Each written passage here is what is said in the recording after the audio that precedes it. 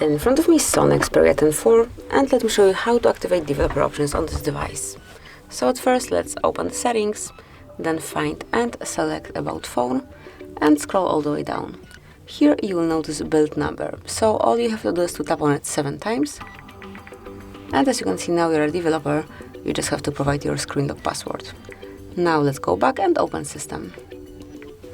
And as you can see, developer options appeared right here.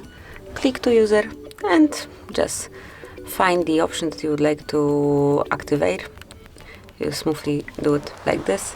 And if you'd like to switch developer options off, just mark the stop switcher and they would disappear. So this is it, that would be all. Thank you for watching. Please subscribe to our channel and leave the thumbs up.